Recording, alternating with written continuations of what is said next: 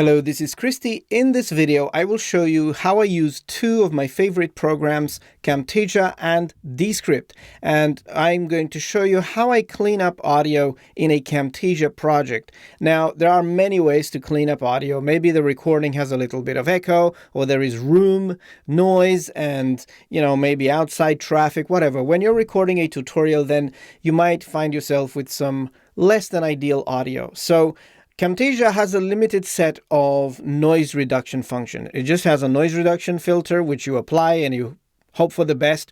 It's usually okay, but it's not perfect. And it doesn't clean up audio as I would like to. And it makes it sound a little like metal kind of thing, in my opinion. Anyway, so one of the things that I use in Descript with Camtasia together is to clean up the audio using the function that Descript has. It's called Studio Sound.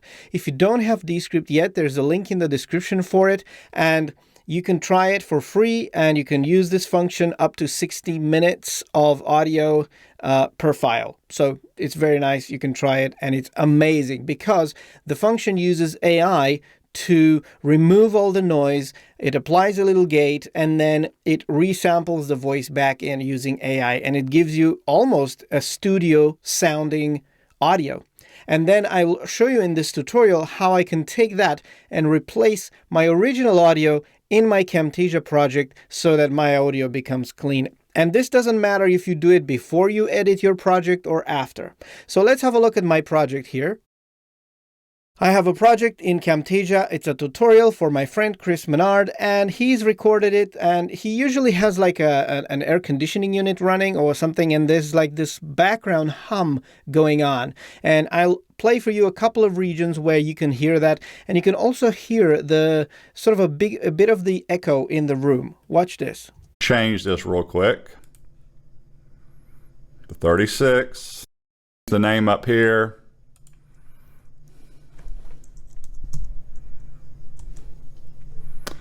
Now, so you can hear the background hum, a bit of noise, a bit of echo in the room. And I would like this audio to be clean. I would like him to sound like he's really talking into the microphone. How do I achieve this? It's very easy. This project happens to be finished. I've already edited it, and I'm ready to upload to YouTube or to the course that Chris has. So you see at the bottom there's my audio, the original audio from the project. I usually put my audio on the last track at the bottom because I can then zoom in and out of that track and zoom it up and down, and I can edit and clean it up as I go and edit, and I make cuts. And the other tracks with everything else are on the top. So this audio track, let me make everything taller. It starts here, and there's a little interruption here because we have a little music stinger, an introduction with his logo that's got music on. And you can see that one right there on track 6. And then the audio continues with his voice, and he's showing the tutorial and a bunch of annotations, and nothing much is happening in terms of audio, I mean. And since we have this audio here, I would like to export this out of Camtasia, just the audio, to clean it up in Descript. And I'm going to show you how I do this. I go to the export menu in Camtasia, and I use export audio only. This is available also on the Windows, on Mac, export audio only. And Camtasia is asking you, well, do you want to export the audio? What format do you want it? I usually do it in a WAV format, but you can do a M4A or MP3. I think it doesn't make a huge difference. I like WAV because it's uncompressed, and I have the highest quality available to start with. Okay, so I'll do a WAV file, and then there's not much options here, 16-bit, whatever. You can output to mono if you like, but I'm not going to do that. So I'm going to go and choose a folder to save this file in, and I have a folder here, and let's call this one Original Audio. Okay, so I know what it is, Original Audio, export. So now Camtasia exports an audio-only version of the audio of my project. Okay, that's going to include the music, but that's not a problem. I'll show you why. So the music is going to play here, and it plays at the end as well. Now let's go to Descript. So Descript, you can get it again. The link is in the description there, and I'm going to start a new project just for this particular audio cleanup, I'm going to go to new, and I'm going to call it a new audio project. Nothing new here, nothing happening. Descript also allows you to do other stuff, not just cleaning up audio. You can edit podcasts and record your screen and do a bunch of things like that. So let's call this one audio cleanup test. All right. I don't have any files in here right now, so I have to bring my recording that I saved right now, the export from Camtasia. I go to the media bin at the top, and you can see I have no files here. I'm going to open my Finder, and here's my file. It's original audio right there. Just drag this on top of this little window to import the audio right there. So as you can see now, the file is inside of Descript, and I don't really have to edit anything because I don't want to cut my audio. I don't mind making any changes to it because I don't want to change the duration, because I want to swap that back into Camtasia. So it's important that the length of the audio is the same. So because I'm not doing much, I'm just going to have to apply this effect called Studio Sound. Studio Sound is an effect that Descript has. There's another application that has a similar effect, Adobe Audio Enhance, I think it's called, and it's also free up to an hour. So I'm going to right-click on this file and create a multi-track sequence. The reason I'm doing this is because Descript have removed the shortcut to apply Studio Sound directly on the file, and I have to create a sequence just to access that effect. So I'm creating a multi-track sequence in here, and this is my audio. You can see it right there. And if I select it, on the right side bar, I have Studio Sound, and I just have to turn this on. If you don't see it here, you can find it under Audio Effects. You can click plus, Studio Sound. And it's not a coincidence that it says File here, because this effect in Descript is applied at the file level. So once you turn it on, it's on for the whole file, no matter where you use that file in your Descript project. But I'm not going to use that file in the Descript project. That's not my purpose right now. I just need to apply this effect to it so that I can obtain the file with Studio Sound. So let's apply this.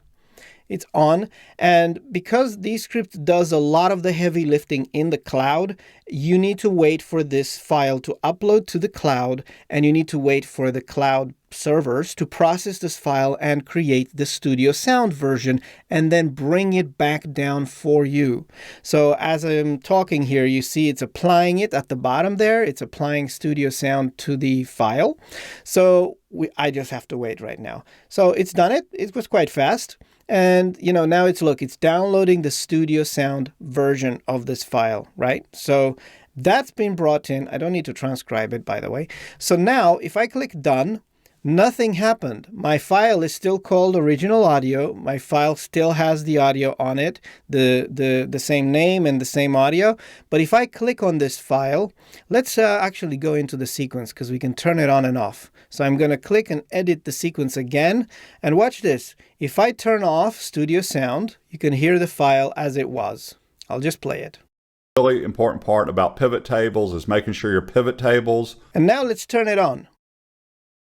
Chris Menard here. A really important part about pivot tables is making sure your pivot tables. You can clearly hear a difference. The echo is gone. The volume might be a little low, but that's not a problem. We can fix that also in Camtasia. And if we get to the part where the music was, you will see a gap in here. And let me show you in Camtasia. If I go back and I play that music, you can listen to the music. I'm going to arrange, and I'm going to show you why.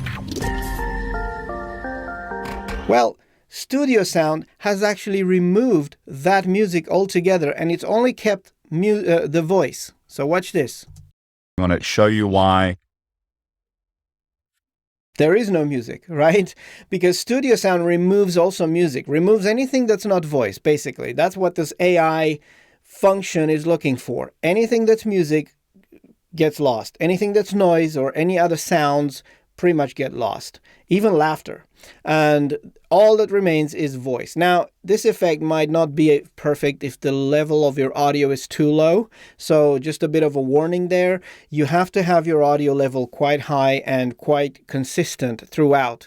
Otherwise, if you have someone talking and they're kind of trailing off at the end, like, they're talking so loud and so on, then those portions that are quite low in volume, they might be cut off by the Studio Sound effect, because Studio Sound needs a very good signal to noise ratio to work well.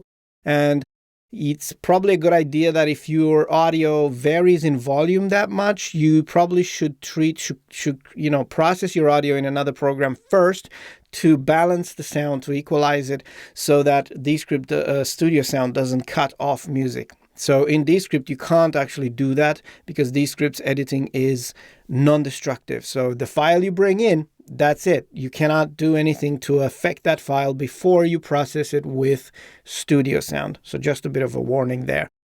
So now my audio has the Studio Sound effect applied to it. Obviously, if I switch it off, I am now listening to the original audio. Watch this. Why? So the music is back in there. So Descript keeps both versions of the files. It keeps your original version and the Studio Sound version. And in fact, when you edit inside of Descript, you can actually toggle Studio Sound on. And then if you click on it, you can actually turn the intensity to less than 100, which means it's not going to completely replace the original audio, but it's going to give you kind of a balance between them, so you can still hear a little bit of the original audio if that's what you want. Usually I keep Studio Sound at around 80% when I edit in Descript with it, if I can. If the noise on the file is too big and I want it all gone, then I will probably use 100%. So now let's see how we can get this file back into Camtasia. So I'm going to click done here. I'm going to leave it at 100, click done. And this is the same thing I need to do now. I need to take this file out of Descript back into Camtasia. So to do that, I'm going to actually click on the file and rename this file Audio Clean. Okay, that's what I'm going to call this one. And to get this file down, I go to these three dots and you go to Copy File to Finder. And I'm not going to download the original file, obviously, because I have that one. I'm going to download Studio Sound Enhanced Audio file. So that's the file that I'm going to download. So in Windows, it's going to say Copy File to Explorer or something like that. And this is going to put the file in my Downloads folder. Watch this. So I've copied the file. Let me open the folder it's put in. So as you can see, the file is now in my Downloads folder here. It's M4A. It's not a problem. Camtasia understands this. What I'm going to do is I'm going to get this file from here and move it to my project folder first. So let's go to Desktop. This is where my folder is, and I'll just drop it in here. Okay. Now it's time to bring this file back into Camtasia. So I'm going to minimize Descript in here, and I've got Camtasia open. And now let's make some room for this. And I usually like to put this below my original audio. So I'm going to keep my original audio and I'm going to mute it. So at the bottom left here in Camtasia, I'm going to right click and say Insert Track Below. If you don't see it, that is probably too low. Insert Track Below. I'm going to do that. And then I've got a blank new track in here to bring my audio into. I still have the original audio here. So let's rename this track by double clicking Audio Clean. Let's call that one like this. Okay, I'm just going to make some room there so you can see more. Here we go. And let's bring that file in. So go back to Finder and drag this file into my project right there. Okay, so as you can see now, it's not aligned because I need to align it flush against the end of it. So I'm just going to pull it like this, or you can temporarily turn on magnetic track like this, and that's going to bring the file right back to the beginning of the track. So I've got these two files now, look, and as you notice, the cleaned up file just becomes interrupted here where the music is, because the music is up there on a different track. The music is still going to play, but I need to mute this track. And the way that I do this, I don't actually mute the track itself, although you could do that if you're not going to make any more changes to this project. But what happens if you change your mind and you discover that you wanted to cut some more from the project or make some changes to the cuts and maybe remove some of the audio? If you hide or lock one of these tracks and you make edits to the project, those locked tracks do not get changed anymore. So as soon as you make a cut, your audio is going to become out of sync. What I mean is this. Look, I am locking this track and I'm saying, yes, I'm going to mute this track, or I'm going to hide it. If you hide it, you mute it as well.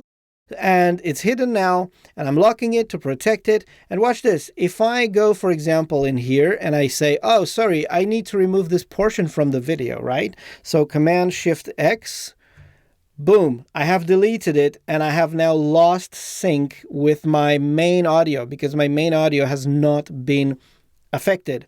And watch this. If I play it now, it is a range. It's out of sync. My audio has gone out of sync. So I always like to try and edit non-destructively, meaning I need to leave myself a way to go back if I need to. So that being said, I'm not going to hide that track and I'm not going to protect it. What I'm going to do is mute the clips on it, right? So if I zoom out, look, this is my original audio on track, the second track there. Let me just actually undo there really quickly. Okay, so I'm bringing back my cut. Okay, just making sure I don't have things cut off. So, okay, the audio is still ending up in the same place. That's fine. So now look, I select the clips using the Shift key, hold down the Shift key and select all the clips. Or you can actually do this. You can right click on the track and you can say select all on track like this. Look, so I've selected every clip on my track. If you've made a lot of cuts and your track is fragmented into many clips, then it's easier to select like this. And then look, I have these selected. Press Shift S to silence them, or you can right click and say silence audio. I'm afraid that's outside of my screen right now, but that's the function. It's in the menu there. Press Shift S. So now I've silenced it. That's it. And now I deselect. So in this moment, I don't care about the audio on that track, but I'm not protecting that track so that if I make any cuts, that track is going to be cut as well with any cuts I make against this new audio, right? So if you want to bring that back, by the way, you can right click and say restore audio. Again, it's outside of screen, but restore audio brings your audio right back like that. Okay. So that's the way to do that. So now I've got my audio, it's hidden, it's muted. Let's listen to Chris now. Making sure your pivot tables are based on a table and not on a range, and I'm going to show you why. So there's my music. So one thing that I like to do is on this new cleanup track, I would like to add compression in Camtasia to just bring the level at the same level and make it all nice and even. So you can find compression in the audio effects group. You've got compression, audio compression right there. So drag that one onto your audio track. And if you look down there, you see the level is kind of halfway down below the thing because it gets lowered a bit. And I like to boost this up by 100 and, like 150%. Right there. Or you could even do 200, depends on how low the signal is, maybe 200, as long as you're not going over that bar, that line, like your main level. So let's do 185 for some reason. Okay, so that's good. So now let's see what it sounds like. Hello, Chris Menard here. A really important part about pivot tables is making sure your pivot tables are based on a table. So you can hear how clean the audio is, how nice. There's no more noise, no more echo, by the way. And it's all good now. And I can save my project. Command S, Control S on Windows. And I'm ready now to export my project with this clean audio using Studio Sound applied and brought back into Camtasia. So this is one way that I use Camtasia and Descript together. I have other workflows that I use both of them together, and as Descript has evolved a little bit, I find that I need Camtasia less and less to do some of those things, and vice versa. They kind of complete each other. I will be launching a Camtasia course shortly, and I'm going to walk you through all of Camtasia's functions, starting Camtasia, learning from scratch. If you want to hear when that's coming, check my newsletter link in the description and sign up to be notified when I do launch that. And you may even get early access if you are a member, getting early access to this course. And if you're trying to learn Descript, I already have a Descript course that you can find in the description as well. So if you would like to learn Descript, either by taking that course or by booking a one-on-one coaching with me, I am available for that as well to help you get started. So I find that these two programs kind of complete each other in a way, because the recorder in Descript, for example, isn't that great, but the recorder in Camtasia is great. And yet, on the other hand, Camtasia is lacking a lot of functionality to do with subtitles, captions, all those things, and a lot more stuff. So I use both of them every day. So, there you have it. This is one way that I clean my audio in Camtasia. And another reason to use this function is to make audio sound the same. Okay, so if you have a recording with someone in a different room and then they go into their studio, they record in a different bit, and they need to put all those audios together from different sources, Studio Sound is a great way to get different audio from different sources sounding the same using this Studio Sound function. So try it out, play with it.